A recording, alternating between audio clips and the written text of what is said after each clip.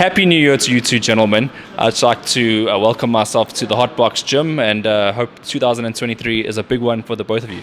Well, it's starting off on a great foot. So happy New Year to you, SA Boxing Talk. You guys are kicking it. It's great to have so many views on your shows. It really, really is. Not that I'm taking a dig, but hey, great to be here. Great, exciting news. Man, it's just very exciting for South African boxing. Standing next to an absolute legend next to me, and just like crazy deal that's been presented to us, which we've accepted. It's hit the press now. You know about it. We've got ridiculous money to step aside. Biggest Hekkie's. This is the biggest fee Hekkie's ever got in his entire career for a step aside, which is crazy. And then obviously we've got assurance in writing that he's going to be fighting for the world title in July, August for also crazy, crazy money. And it's just a business opportunity that the two of us just couldn't turn down. Hex, the last time you had to step aside, you won all the belts against you didn't you have to step aside against Melinda? Yeah, so we had to allow Melinda to fight Taguchi for the unification for the ring belts as well.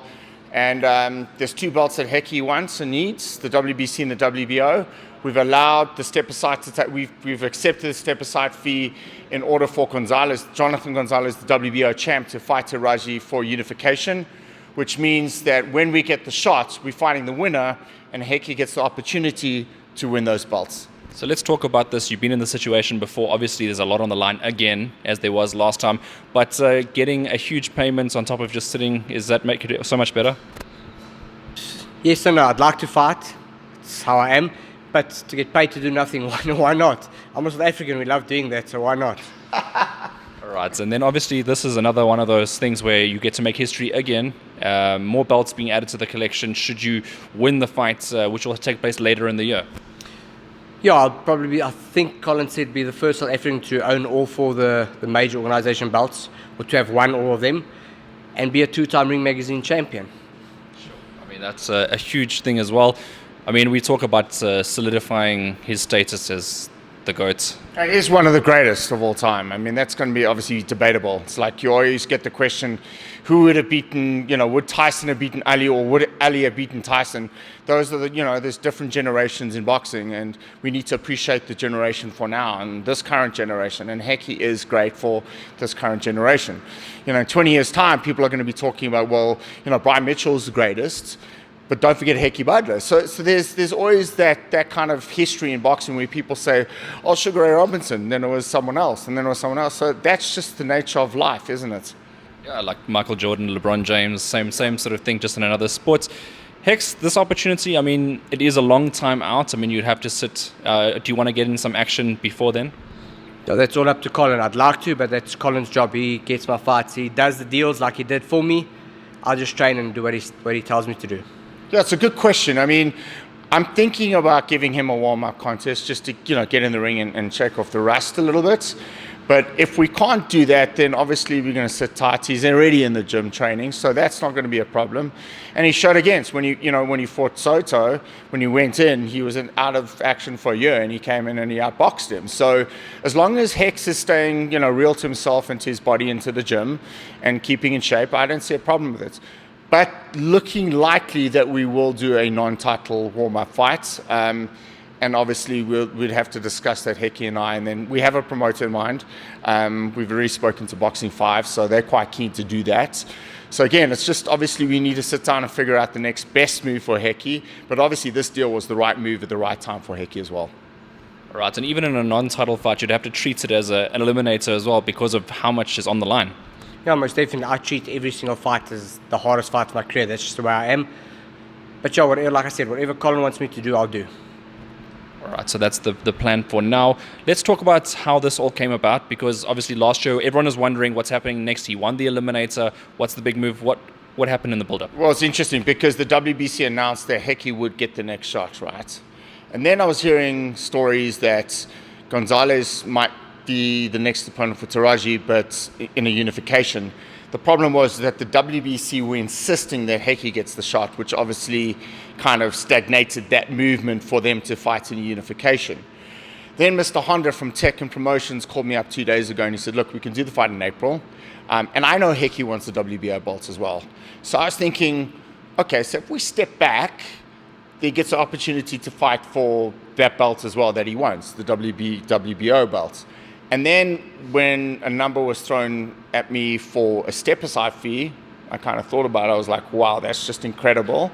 And then obviously with the fee to fight for the winner was even more incredible. And I was like, look, I've got to make the best business decision for Hekkie. And for me at that moment in time, I phoned Hekkie and I said, look, this is what's been presented. I got it in writing. Also with the promise that we are going to fight the winner. And I was like, it's a no-brainer. So that's kind of how everything came together. And it's just great working with Tekken Promotions again. Mr. Honda is probably the greatest Asian boxing promoter in boxing history, in the Hall of Fame, promoted Tyson Douglas. I mean, who could forget that? And he's just one of those guys who's just straight down the line. There's no BS with him. And it's just great dealing with Tekken again. All right, so let's focus on the fight that you'll have to be watching to see who you're going to be coming up against. What's your take on both of the boxers, and do you have a winner that you think might come out of that? No, I think Kenshiro is too good and too strong for him. I think he beats him. Will be a hard fight, but I just think he's too clever outboxing. And obviously, it is Mr. Honda that put the fight together, so Kenshiro, he'll be representing in this case. Yeah, but I mean, obviously, Mr. Honda's got options on the winner. So with Gonzalez, which will be easy fight to do because he's with Tuto. So, it's all friends of friends in boxing, and that's how the business of boxing works. I think Gonzalez, southpaw, being quite a negative fighter, might make it a little interesting. I do favor Taraji to win.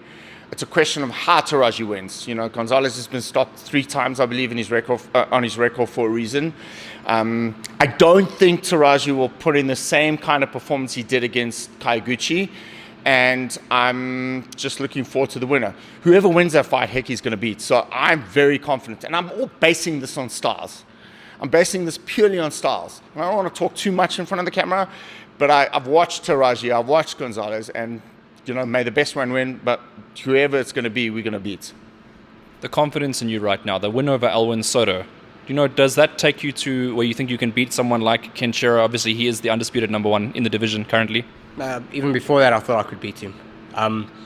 When I lost the titles, I wasn't at my best. The problems I had. I don't want to say anything about it.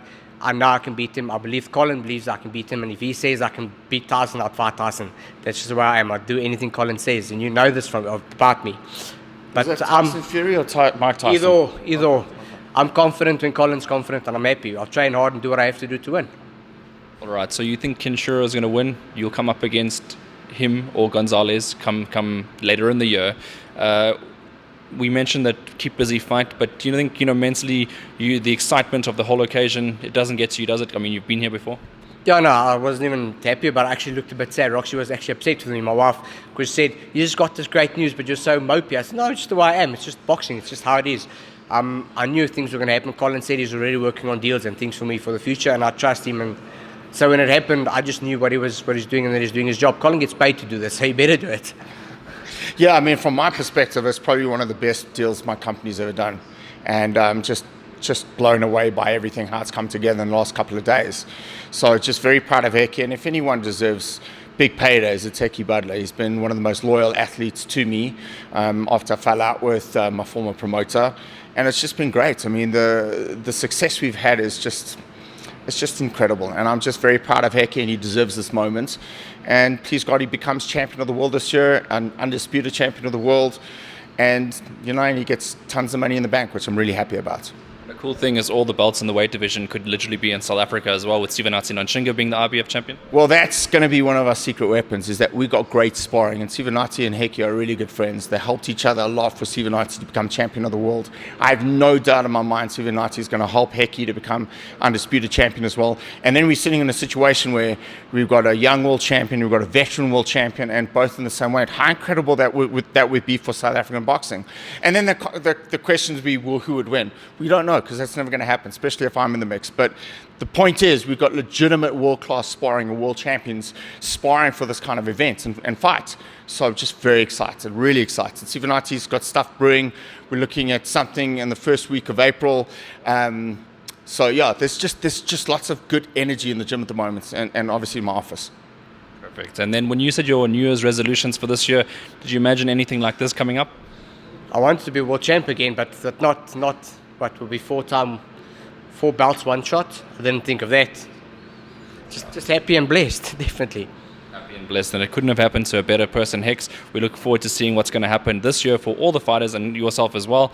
In South Africa, it's going to be a big year. Yeah, you're looking great, Hayden. We're going to play some paddle tomorrow, and also, you know, just be knowing of the fact that you're going to be spending a lot of time in the gym doing lots of interviews, because I'm just planning on a really, really big year for the team. 2022 was great. 2023 is going to be even better. I'm really amped for it. So let's go, champ. Do we still say Viva in the gym? Viva, Hayden.